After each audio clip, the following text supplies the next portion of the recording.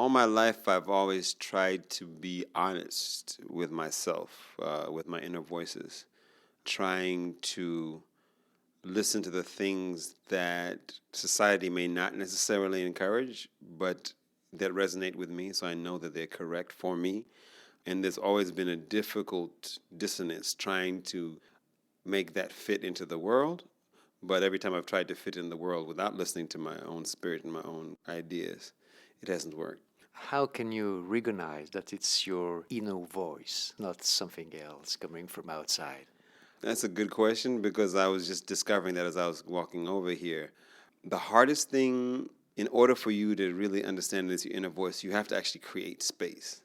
You have to be able to find a quiet place. And in this world, it's almost impossible.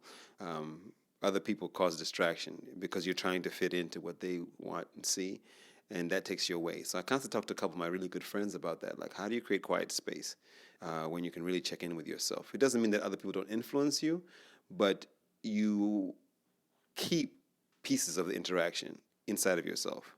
And that's the space where you can discover how you fit in with your personal goals and what you've been exposed to, as opposed to the distraction when people are trying to figure things out, the noise, the confusion that they're going through to try and fit into the world.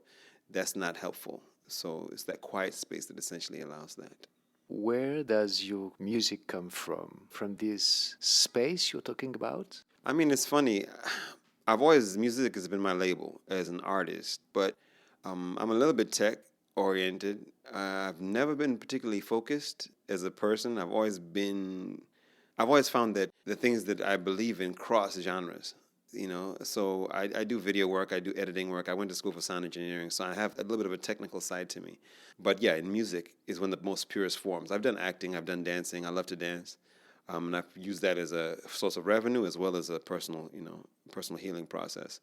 So I'm constantly discovering and going and just kind of finding that space. And yeah, that quiet space is where the creativity happens, but I never know what tools I'm going to be using from one moment to the next. I'm always looking for the tools, and those tools are not necessarily based on what I want to do, but on what is available to me. What tools do I have in my possession at the time that I have the quiet space? And so then that becomes the focus of trying to figure that out, trying to hear that voice. Is it necessary to be connected with this space to be able to create for you? Yeah, absolutely. I'm a sensitive person. I don't think I quite realized how much so until I got much older. Until I'm in my 40s now. So what happens is that when I'm around people, I react to people. I have a wide variety of skills. Some people have said I'm a Renaissance man, for whatever that means. So that means that I've worked with dancers, I've worked with musicians, I've worked with choreographers, I've worked with filmmakers, I've worked with every possible person I've worked with. When I'm in that space, I'm able to mold because I can be a videographer, I can be a photographer, I can be a musician, I can be a tech person. So I'm always filling in spaces because one of my biggest obsessions is completion. I love to see a creative product finished, and I will do anything I need to get to that place. I've always been able to adapt and learn things very quickly. I'm a jack of all trades, sometimes at the expense of being a master, but it allows me to fit in whenever I'm working with people. Unfortunately, that also causes you to be distracted because if you can always fit in and you're always molding to the people that you're around, you then don't necessarily get a chance to really explore yourself to the fullest. That's the mastery. So that has been the thing that has kind of eluded me to some degree, and I'm finding that more and more, that I'm taking that space, making this space for my own personal creativity, regardless of what other people may ask of me. So yes, the quiet space is very literal. I love to bike ride. So I live in Philly now. I ride my bike through all the parks. I know places that nobody else knows because I love that wandering. I've always loved nature. I've always loved looking and seeing things and observing things. So that freedom comes from being alone. And occasionally, there's certain people that can actually be in that space with you without distracting you. But I've found very few of those people. How did you come to music? Oh, my first exposure, my first time. I mean, I remember the first time I found Michael Jackson's first album off the wall, and I liked it because he looked like me, and he had a big afro like me, and he could dance. I love to dance, and I asked my father, can you show me how to dance? Of course, I probably knew how to do it, but somehow I needed an official, formal movement into that. But it was the first time that it ever really happened. I realized how much I loved music was when my sister and we didn't have any recording equipment, but I had two cassette players. And so I figured out that you can overdub by recording onto one cassette player, playing and recording it onto a second player, and adding another part. And so she came up with this song called I Cross Toes. And she sang, I cross toes. And I put a bass line to it. Doomba, doomba, doomba, like you do with those. I still have the recording. It was really cute. She was, what, 8? I was 12 or something like that. And I was able to go back and forth until we had this little recording. And then I didn't know back then, but I was actually creating an overdub situation, the same thing you do in a sound studio, but I was doing it with 2 cassette players. And that became kind of the beginning of me creating music. Even though I always loved music, it was my first creative process. Do you feel inspired by your African roots? Oh, wow. The craziest thing about it is that growing up in Zimbabwe, especially, because Zimbabwe got its independence in 1980, I was one of the first African students. My sister and I were both one of the first African students to make it into a private school. So even though Zimbabwe had its independence, we were in predominantly European schools. We were in British private school. I was one of 3 African students in a school of 300. So we were, as many Africans, educated Africans do, is that they teach their kids how to assimilate and how to become educated. That's the goal, because they want to escape all of the negative. The irony of it is I grew up, came over here and got into engineering school, but it wasn't until I was in engineering school I realized I didn't like engineering. And then I joined an African dance troupe. And so it took me coming over here to start really participating fully in African dance. Now I'm studying more of the traditional musics because I play African drums and I love African culture. So you never lose it, but you don't necessarily study it because it's not a part of institution, especially if you grow up in a colonial country. So it's been a process of rediscovering that. And it's always in you, so it's not a really difficult process, but it's something that you have to discover.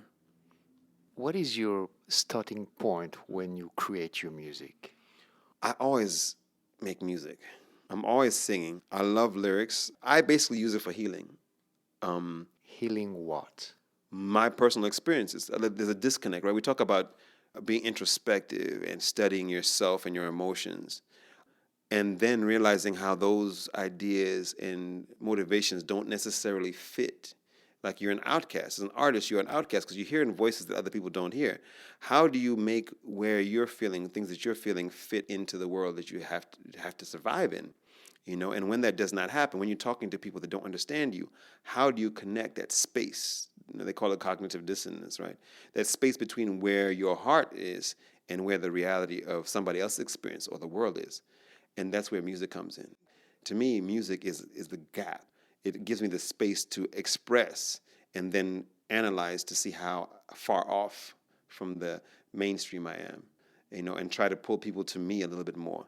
So the music is actually that connecting thread between where I am and where the world is. The healing process is a very personal experience, of course, but it's not until somebody hears what you're doing that it becomes twice as powerful. And that's the healing process, because instead of struggling in solitude, you end up expressing it, and you express your humanity and making sense of it and claiming space for your humanity.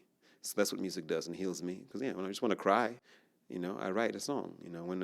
When I have a breakup or somebody says something to me that hurts, I write a song about it. When I see something beautiful, and I'm feeling joy, I write a song about it.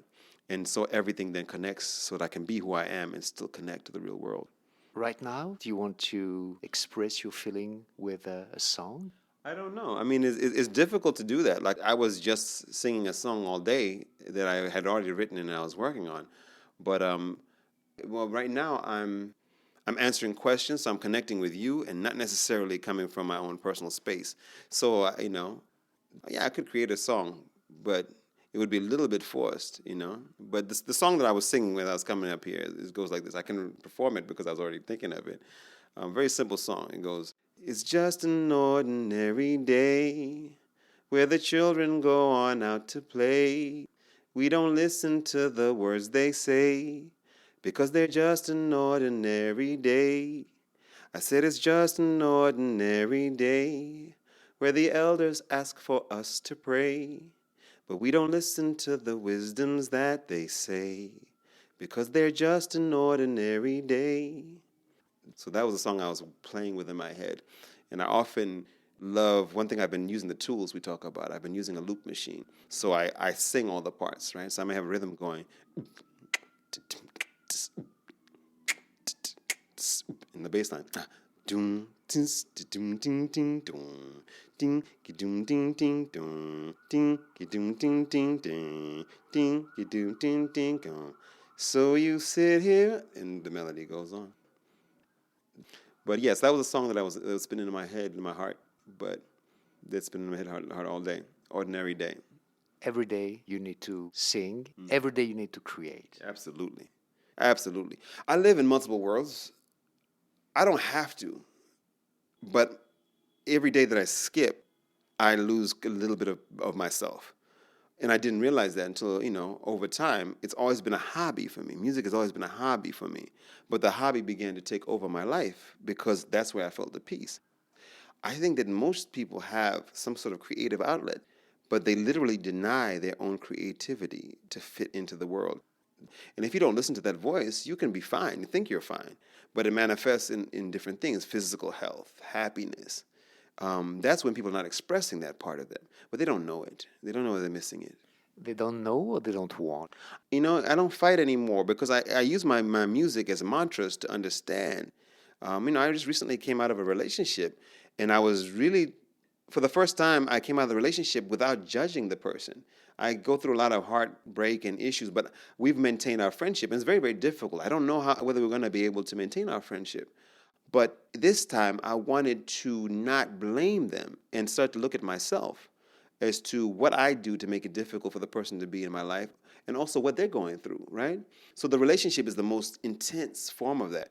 So when it comes time to judge people that I barely know, I don't have time for that, because their existence, you have to come outside of yourself and be in their space to understand why people do what they do. I firmly believe that everybody does what they do for a reason. So who am I to judge them? If I was in their shoes, would I really do something different? Maybe not. So it's more important for me to understand why they do. Will I recommend? I talk to my sister all the time. She's a very creative person, but she has a 9 to 5. She makes a lot of money. I would encourage her to live like me, but I began to understand, especially through my relationship, that she's doing things for a reason. There's a security that she needs. And so I began to empathize. So would I tell her to change? No, I may give her suggestions now. Whereas in the past, I would judge her and tell her to leave it.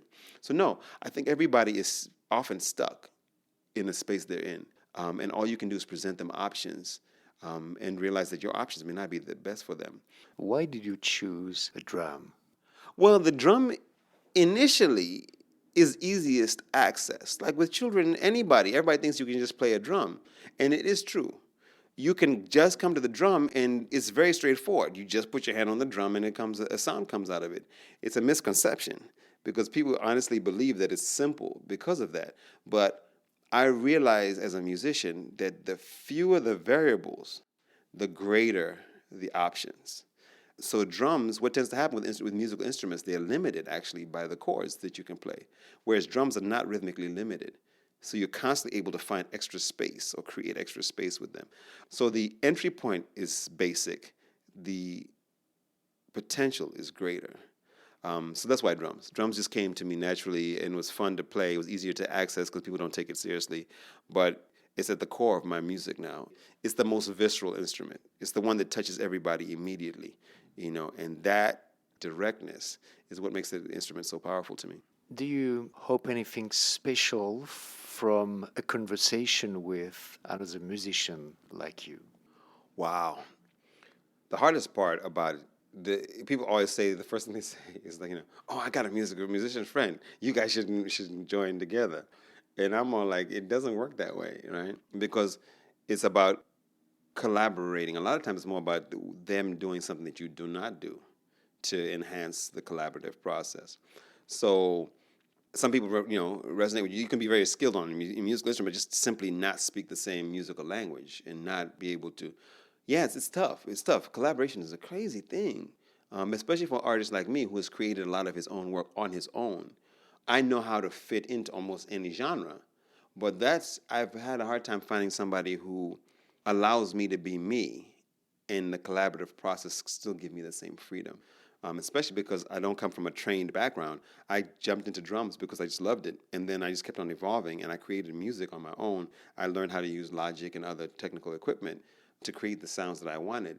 So I didn't go to formal school, so I don't have the common language a lot of musicians. And the drummers I play with, I love to play with them, but they don't necessarily see music in the other forms, musically, melodically, cordially. So I've had a hard time trying to find collaborators, but that just might be the nature of my creative process too. I'm gonna leave the space, keep the microphone, and add whatever you want to the interview. I keep the microphone. Oh, okay, you give me okay.